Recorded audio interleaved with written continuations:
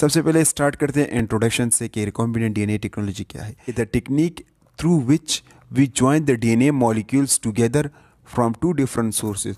दो स्पीशीज से, मिसाल के तौर पर एक बैक्टीरिया हो और एक यूकैरियोटिक सेल हो, वहाँ से हम जीन्स लेते हैं, डीएनए लेते हैं, और बैक्टीरिया से हम लेते हैं और उन दोनों को हम मिला देते हैं लैब में, तो उससे जो हमारे पास नया डीएनए बन जाता है, असल में वही आपके पास रिकॉम्बिनेंट डीएनए कहलाता है। और ये इस टेक्निक को हम रिकॉम्बिनेंट डीएनए टेक्नोलॉजी कहते हैं। अच्छा जी, इस टेक्निक में हम क्या करते हैं, इस टेक्निक ये हमारे लिए किस जगह पर अहम होता है। वैसे एडवांटेजेस तो है, लेकिन चलो फिर पढ़ते हैं कि ये टेक्निक्स हमारे पास साइंस, मेडिसिन, एग्रीकल्चर और इंडस्ट्री में हम इसका बहुत ज़्यादा इस्तेमाल करते हैं। ठीक है, किस तरह इस्तेमाल करते हैं तफसील से आगे हम पढ़ेंगे। अच्छा जी, क्लोनिंग क्या है। रिकॉम्बिनेंट डीएनए टेक्नोलॉजी में क्लोनिंग के बारे में भी जानना निहायत ज़रूरी है। ठीक है ना।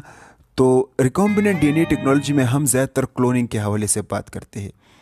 क्लोनिंग है क्या चीज़। क्लोनिंग का असल मतलब ये है कि एक कॉपी बनाना, एक ऑर्गेनिज्म का कॉपी बनाना।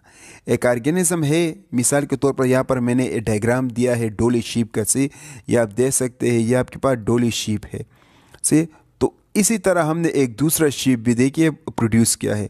तो ये किसके ज़रिए हमने रिकॉम्बिनेंट डीएनए टेक्नोलॉजी के ज़रिए प्रोड्यूस किया। असल में ये क्लोनिंग कहलाता है। सही। तो in recombinant DNA technology, we usually perform the cloning process. In biotechnology, cloning refers to the process of creating clones of the organism or copy of the cells or DNA fragments. अगर हम DNA recombinant DNA technology में बात करें तो cloning वो technique होता है जिसमें हम डीएनए फ्रेगमेंट्स के कॉपी प्रोड्यूस करते हैं। सेम डीएनए फ्रेगमेंट्स के कॉपीज हम प्रोड्यूस करते हैं अगेन एंड अगेन। असल में उसको हम कहते हैं क्लोनिंग। ठीक है। In cloning we usually clone the DNA और जीन्स। हम उसमें जीन या डीएनए के क्लोन करते हैं। नेक्स्ट हम पढ़ते हैं डिस्कवरी की। ये किसने डिस्कवर किया था। 1972 पॉल बर्ग ने रिकॉम्बिनेंट डीएनए टेक्नोलॉजी को डिस्कवर किया था। 1973 में कोन और बॉयर ने 1973 में पहला प्लाज्मिड उन्होंने प्रोड्यूस किया था। सही। और उन्होंने ये कहा कि प्लाज्मिड असल में वेक्टर है, और ये प्लाज्मिड एक ऐसा वेक्टर है जिसमें रेप्लिकेशन एबिलिटी होती है, खुद ब खुद ये रेप्लिकेशन का अमल करता है। ठीक है ना। और ये प्लाज्मिड आपके पास ज़्यादातर बैक्टीरियल सेल में पाया जाता है।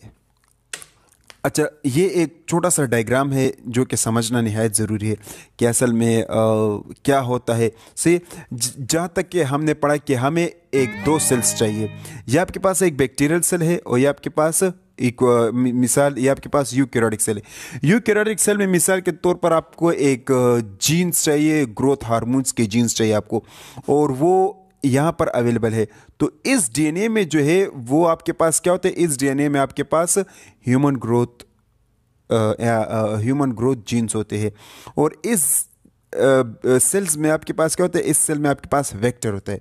तो हमने इस सेल से डीएनए, टारगेट डीएनए लिया, और इस सेल से हमने क्या लिया, वेक्टर लिया। अब इन दोनों को हमने क्या किया, एक रिस्ट्रिक्शन एंजाइम से क्लीव किया। लेकिन हमें चाहिए कि सेम रिस्ट्रिक्शन एंजाइम इन दोनों पर अप्लाई करे ताकि स्टिकी एंड्स प्रोड्यूस हो जाए। वो स्टिकी एंड जो होंगे एक दूसरे के साथ कंपेटेबल होंगे, जिसकी वजह से ये आसानी के साथ ज्वाइन हो जाएंगे। तो ये फिर हम इसमें इसको इंसर्ट करते हैं और फिर इसी तरह हम ये हासिल कर लेते हैं, जिसको हम कहते हैं रिकॉम्बिनेंट डीएनए वेक्टर से। तो शॉर्ट फॉर्म में हम आरडीवी, ये आपके पास रिकॉम्बिनेंट डीएनए वेक्टर बन जाते। इसको फिर हम इनसाइड द होस्ट सेल हम इसको डालते हैं, और ये होस्ट सेल आपके पास क्या हो सकते हैं, इकोलाई या बैक्टीरियल सेल या इकोलाई हो सकते हैं। इसलिए फिर इस होस्ट सेल को हम इनसाइड द मीडिया छोड़ते हैं ताकि ये ग्रो और डिवाइड हो जाए। तो इसी तरह हमारा जीन ऑफ इंटरेस्ट भी डिवाइड होता जाएगा।